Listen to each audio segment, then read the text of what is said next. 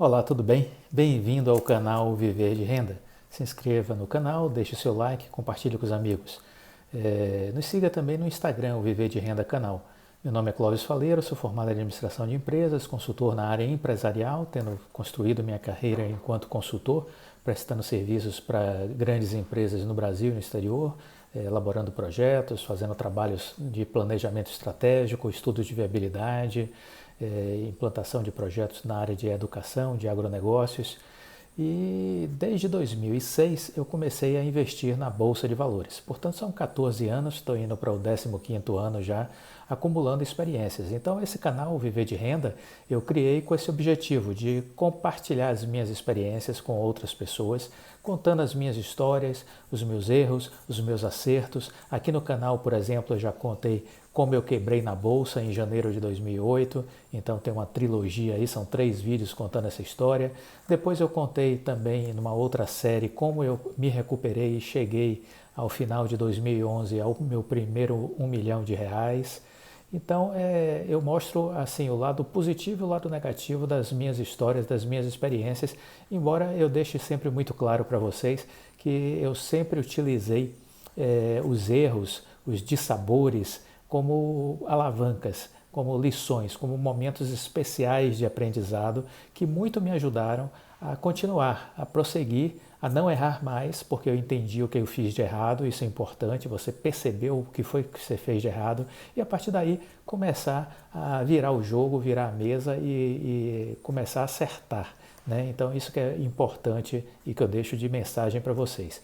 Estamos com uma série que é como escolher boas empresas, como encontrar boas empresas para investir. Desde o vídeo anterior dessa série eu comecei a falar sobre a minha carteira de ações. Eu deixei claro aqui no último vídeo que a primeira ação que compõe a minha atual carteira é a Oi. E expliquei os motivos no vídeo anterior. Nessa série tem um vídeo 4 que eu coloco os pontos que eu costumo analisar ao estudar uma empresa. Então é importante porque a ação é uma parte de uma empresa, então eu preciso estudar a empresa. E nesse vídeo 4 dessa série, como escolher, como encontrar boas empresas, como escolher boas empresas para investir, eu no vídeo 4 elenco quais são os itens que eu costumo verificar. Então, se você não assistiu esse vídeo, assista, porque é super importante para você ter o passo a passo do que você deve observar ao estudar uma empresa. E hoje eu vou falar de uma segunda empresa que eu tenho em carteira, que quem já acompanha o canal há tempos já sabe qual é, que é a Magazine Luiza. O que é que a gente pode falar sobre a Magazine Luiza? A Magazine Luiza é uma empresa originalmente do varejo, né? Mas que ela foi se transformando ao longo do tempo. Ela começou a investir fortemente na sua digitalização.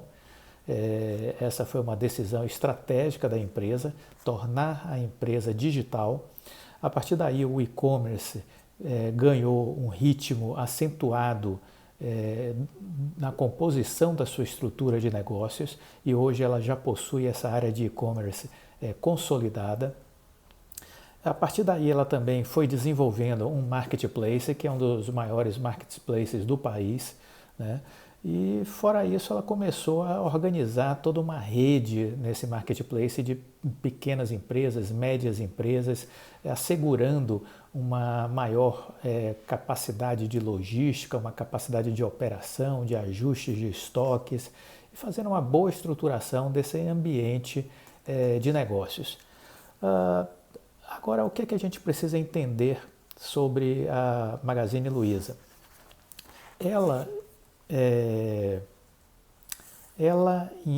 Em outubro, ela é uma empresa em constante transformação. Isso a gente precisa sempre lembrar, né? Que ela é uma empresa em constante transformação. Esse ano, ela foi às compras, porque ela está com muito caixa, ela possui hoje uma reserva financeira muito grande, isso em plena época de pandemia fez diferença. Ela não só teve condições de custear suas despesas operacionais, como ela conseguiu investir e ainda possui uma boa reserva financeira. E nesse período desse ano, ela comprou recentemente a Com School, que é uma plataforma de educação. Veja vocês, a Com School é uma plataforma de educação que possui 200 cursos. São 200 cursos de marketing digital, e-commerce e redes sociais. Então, essa é a empresa que a Magazine Luiza comprou. E por que comprou? Porque essa empresa ela oferece cursos gratuitos e cursos pagos, que chegam até R$ 7.000.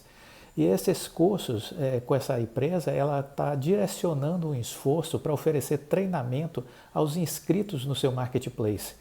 Então, hoje são 32 mil micro e pequenas empresas cadastradas no marketplace e a Magazine Luiza está preocupada em qualificar essas empresas, esse ambiente de negócios, para que as pessoas possam cada vez mais oferecer e ter soluções nos seus ambientes de negócios, e isso vai refletir, obviamente, na melhoria dos negócios da Magazine Luiza, né?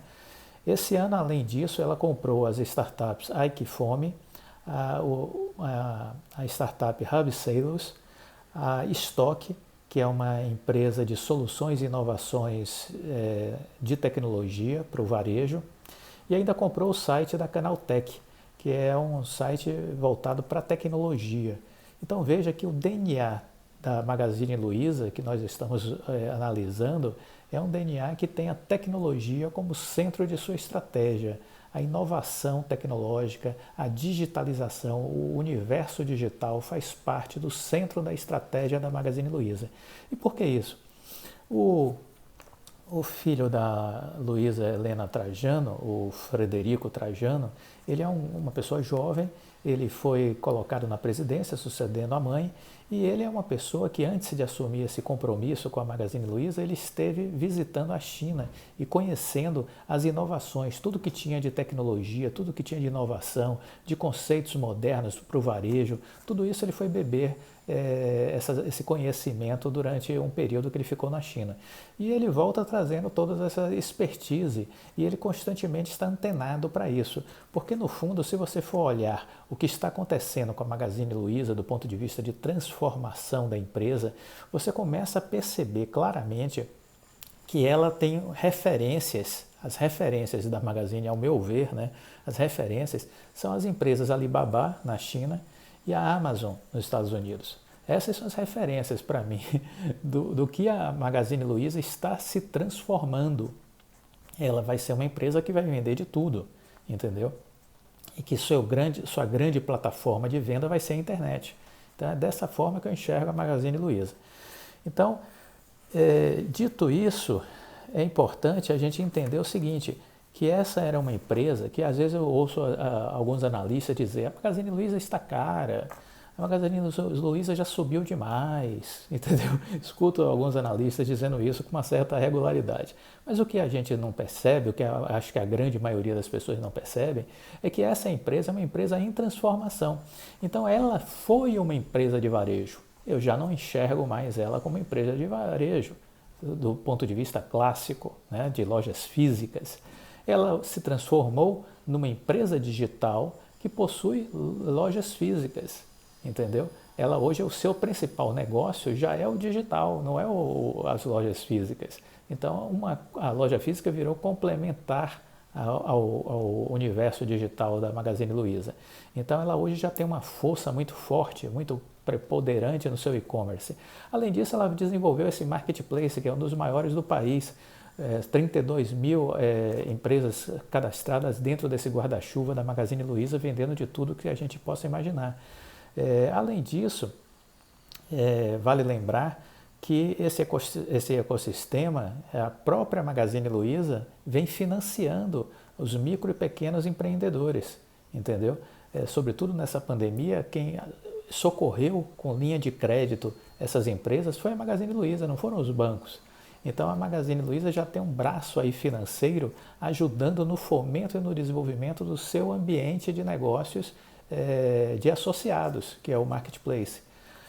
Ela vem se diferenciando justamente por estar comprando startups nessa área de educação, de inovação tecnológica, né, de soluções de tecnologia. Isso é uma coisa diferente também que a empresa vem se posicionando. Ela está de olho na privatização dos Correios. veja que essa questão logística está vamos dizer assim, está no centro também da estratégia, né, da empresa. Então, ela se preocupa com essa coisa da velocidade da entrega, de poder chegar onde ninguém chega, né? O pessoal fica preocupado, a Amazon está entrando no Brasil, não sei o quê. Olha, é muito difícil estar presente no território brasileiro, vencer o desafio de entregar os produtos no território brasileiro. A Magazine Luiza hoje já consegue entregar produto em qualquer canto do Brasil. Isso não é para qualquer um, entendeu? Se você até for olhar, eu pelo menos de vez em quando faço essa comparação, entro no site da Amazon no Brasil e depois comparo com os produtos nos Estados Unidos, e quando vejo um pedido, simulo um pedido e vejo que nos Estados Unidos o custo do produto sai sempre bem mais barato do que no Brasil. Então veja que tudo isso tem aí o efeito logística, provavelmente, dentro dessa composição de custos, que faz com que a Amazon não seja tão competitiva assim aqui no Brasil, pelo menos por enquanto.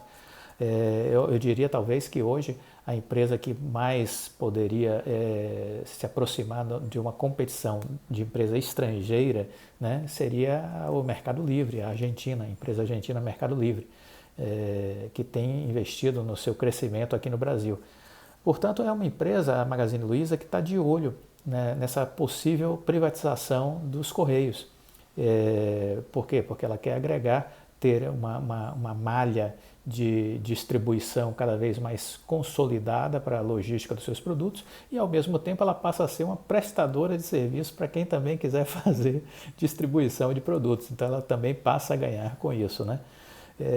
Então, resumindo, quer dizer, é uma empresa que olha não para o varejo ao seu redor, é uma empresa que olha para grandes empresas que conduziram seus negócios colocando a tecnologia no centro de suas estratégias. E aí são, para mim, as grandes referências, os grandes espelhos que a Magazine Luiza olha o Alibaba da China e a Amazon dos Estados Unidos.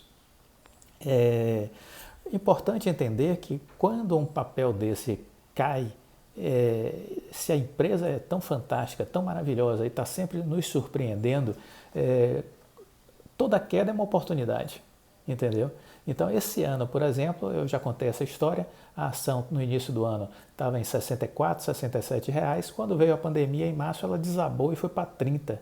Eu tinha uma reserva estratégica de investimento que eu separei, eu já comentei aqui sobre isso, minha lógica, minha dinâmica de investimento é ter 70% do meu capital alocado em ações e 30% na renda fixa, apenas para ter liquidez, e não é investimento. E quando tem uma correção dessa, se eu identifico uma empresa que eu já tenho, ou que eu estou estudando, porque eu estou querendo comprar, e abre uma oportunidade, uma janela de oportunidade, porque ela ficou barata demais, eu vou lá e compro. Então, foi exatamente o que aconteceu, e veja que a ação estava em março a R$ 30 e ela chegou a R$ 100 quando ela fez agora em outubro o seu desdobramento, né? Uma ação da Magazine foi dividida em 4. Por que aconteceu esse desdobramento? Para ficar mais barata a ação para os investidores brasileiros. Então, esse desdobramento, uma ação a R$ 100 era cara, nem todo mundo tinha dinheiro para comprar. Agora, uma ação foi desdobrada em 4 unidades, e quem for comprar agora, a ação começou, quando teve o desdobramento, ela foi dividida a R$ 25 cada ação. Então, veja que isso já é mais acessível, uma ação a 25 do que comprar a R$ 100. Então, essa é a dinâmica dessa empresa. A gente não pode perder essas oportunidades de entrada quando existem essas correções.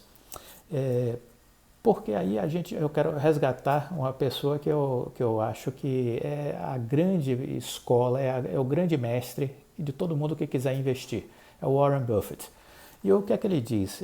Uma vez ele comentou o seguinte: se você for ao supermercado e por acaso ver o preço da comida barata, vamos aqui, agora eu que estou exemplificando, se você for ao supermercado e você vê o preço da carne, da cerveja ou do pão pela metade do preço, você não vai ficar feliz? Você não vai encher o carrinho porque você não sabe quando vai estar essa oportunidade de novo na prateleira?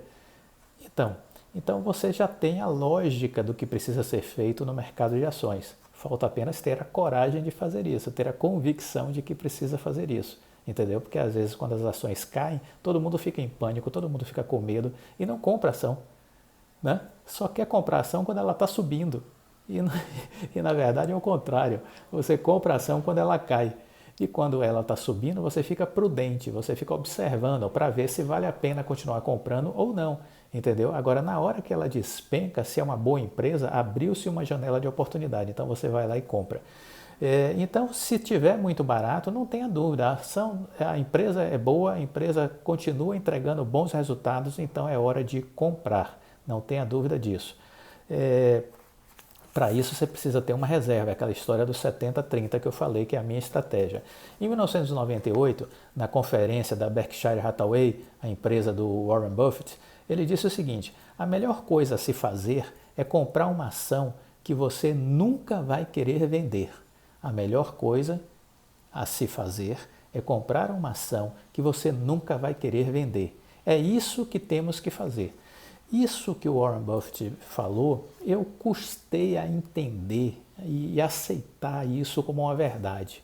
Porque aqui no Brasil isso não é recomendado, isso não é dito, isso não é estimulado pelos analistas financeiros de banco, economistas, analistas de corretoras, traders. Ninguém recomenda isso, você segurar o papel por anos, se possível não vender.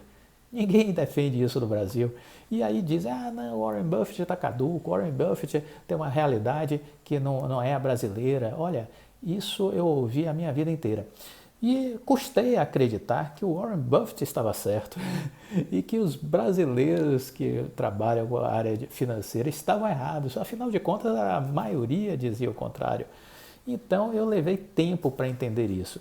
Se eu tivesse entendido isso, a minha história com a Magazine Luiza teria sido uma história espetacular. Eu hoje estaria, talvez, aqui falando com vocês na condição de um acertador de uma Mega Sena acumulada, entendeu? Por quê? Porque essa empresa, ela é tão especial e tão diferente que eu estudando as empresas, eu descobri a Magazine Luiza em dezembro de 2015. Me chamou a atenção e foi quando eu fiz o meu primeiro investimento na empresa. Investi R$50 mil em suas ações. O que aconteceu? Ninguém dava valor à empresa na época. Naquela época custava uma ação R$8. E as pessoas não estavam dando muita importância, mas já havia uma revolução em curso. Isso é importante, já havia uma revolução em curso. Eu percebi que estava tendo uma transformação na empresa quando eu comecei a estudar ela. E o que aconteceu de lá para cá? 17 de dezembro de 2017, essa ação já tinha valorizado 2.415%. Imagine aí, 2.415% de valorização. De 4 de dezembro de 2015 a 17 de dezembro de 2017. E eu errei.